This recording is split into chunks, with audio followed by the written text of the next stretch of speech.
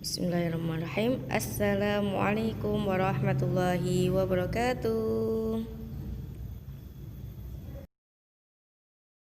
Nah, kabarnya murid-murid Ustazah semuanya, semoga kita selalu dalam lindungan Allah SWT.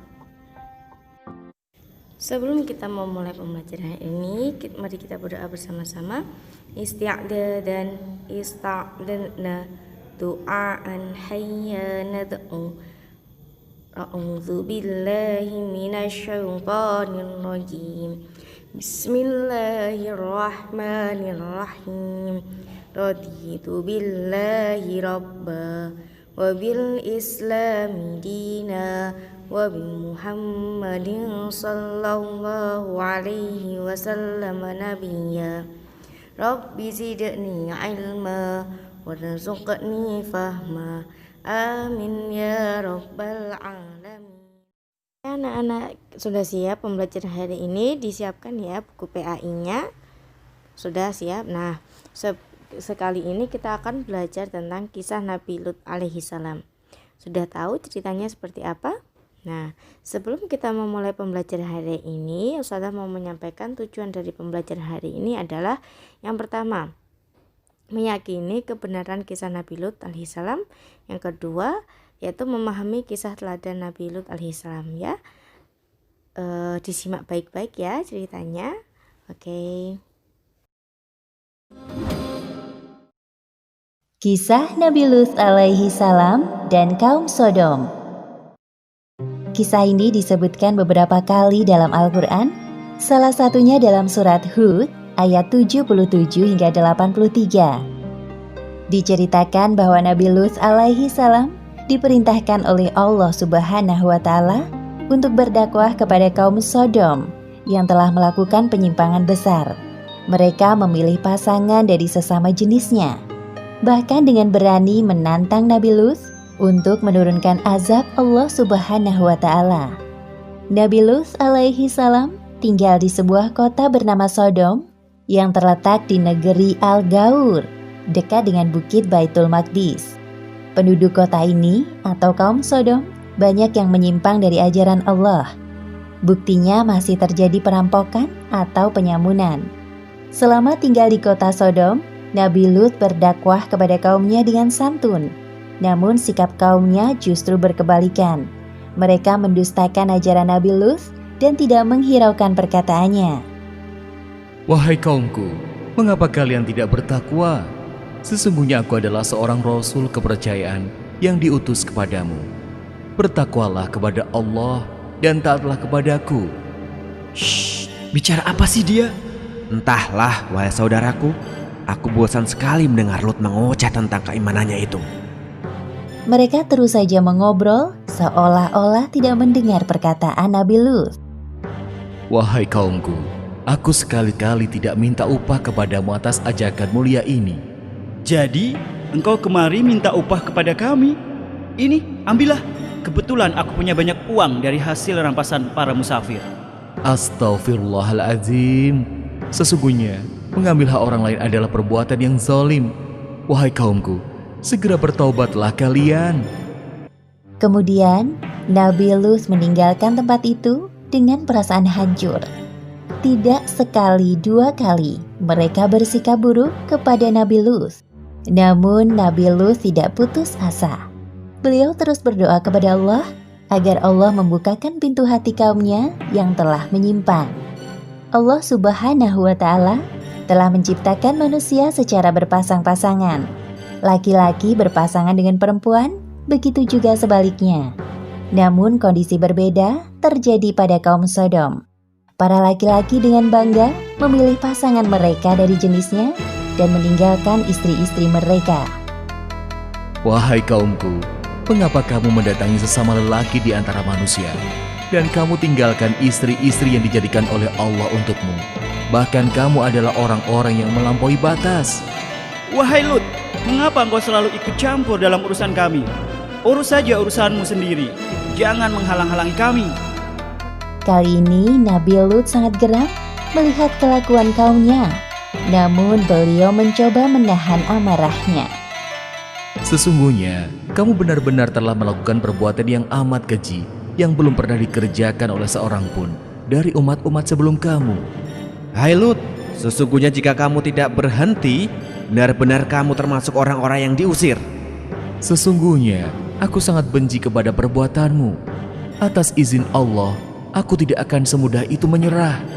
Lakukan sekehendakmu seperti kami lakukan sekehendak kami. Kerusakan moral dan akhlak pada kaum Sodom ini sangat sulit diperbaiki karena mereka tidak menyertakan Allah dalam kehidupannya. Maka dengan mudah hawa nafsu mereka dikuasai oleh syaitan. Ya Allah, mengapa kaumku dengan mudah melakukan itu? Di mana akal sehat mereka? Kesedihan Nabi Lut semakin bertambah manakala menyaksikan bahwa istrinya telah melupakan Allah Subhanahu wa Ta'ala. Seperti yang disebutkan dalam Al-Quran, Surat At-Tahrim ayat 10. Allah membuat istri Nabi Nuh dan Nabi Lut perumpamaan bagi orang-orang kafir. Keduanya berada di bawah pengawasan dua orang hamba yang soleh di antara hamba-hamba kami. Lalu kedua istri itu berkhianat kepada suaminya. Hanya sedikit dari kaum Nabi Lut yang mau mengikuti ajarannya. Di sisi lain, penyimpangan seksual semakin terang-terangan dilakukan. Wahai kaumku yang malang, sebelum azab Allah tiba kepada kalian, segeralah kalian bertaubat. Sesungguhnya Allah Subhanahu wa Ta'ala itu Maha Pengampun lagi Maha Omong kosong semua itu, wahai Lut. Datangkanlah kepada kami azab Allah jika kamu termasuk orang-orang yang benar. Nabi Lut tidak habis pikir dengan permintaan kaumnya. Kemudian dalam keputusasaannya, beliau memohon kepada Allah. Ya Tuhanku, tolonglah aku dengan menimpakan azab atas kaum yang berbuat kerusakan itu. Beberapa hari kemudian, datanglah 3 malaikat ke rumah Nabi Lut. Mereka menyamar sebagai manusia yang rupawan. Tidak ada yang mengetahui tamu Nabi Lut kecuali istrinya yang durhaka. Semoga kaumku tidak menyadari kedatangan mereka. Ya Allah, selamatkan tamu-tamuku ini. Namun istri Nabi Lut malah memberitahukan keberadaan tamu-tamu suaminya kepada kaum Sodom. Tak lama kemudian terdengar suara ketukan dari luar. Ya Allah, pasti itu mereka. Pada saat itu juga, para malaikat utusan Allah mengungkapkan jati diri dan tujuan mereka datang ke kota Sodom. Hai Lut, sesungguhnya kami adalah utusan-utusan Tuhan. Sekali-kali mereka tidak akan dapat mengganggu kamu. Sebab itu, pergilah dengan membawa keluarga dan pengikut-pengikut kamu yang tertinggal kecuali istrimu. Hah? Jadi kalian... Ketukan pintu rumah Nabi Lut semakin keras. Kemudian Nabi Lut bergegas mendatangi arah suara. Buka pintunya, wahai Lut. Kami tahu engkau ada di dalam. Ada apa ini? Mengapa kalian bersikap seperti ini? Wahai Lut, kami dengar dari istrimu bahwa hari ini engkau kedatangan tamu-tamu yang rupawan. Sesungguhnya mereka adalah tamuku, maka janganlah kamu mempermalukanku. Jadi, engkau memang sengaja menyembunyikan mereka? Hah? Wahai kaumku, bertakwalah kepada Allah dan janganlah kamu membuat aku terhina. Banyak bicara, minggir kau. Atas perbuatan kaum Sodom ini, para malaikat itu membuat buta mata mereka. Hah? Ada apa dengan mataku ini? Kenapa aku tidak bisa melihat? Oh, tidak. Ini apa yang terjadi? Sepeninggal kaumnya, para malaikat itu berpesan kepada Nabi Lut seperti yang disebutkan dalam Al-Quran, Surat Hud ayat 81. Sesungguhnya dia akan ditimpa azab yang menimpa mereka, karena sesungguhnya saat jatuhnya azab kepada mereka ialah waktu subuh. Bukankah subuh itu sudah dekat? Pada malam itu juga, Nabi Lut beserta anak-anak dan kaumnya yang beriman meninggalkan kota Sodom. Suara apa ini?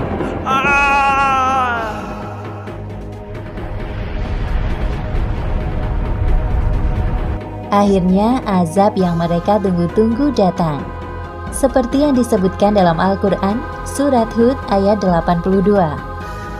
Maka tatkala datang azab kami jadikan negeri kaum Lut itu yang ada di atas ke bawah, kami balikan, dan kami hujani mereka dengan batu dari tanah yang terbakar dengan bertubi-tubi. Demikianlah akhir kisah Nabi Lut dan kaum Sodom. Beberapa hikmah yang dapat kita ambil dari kisah ini.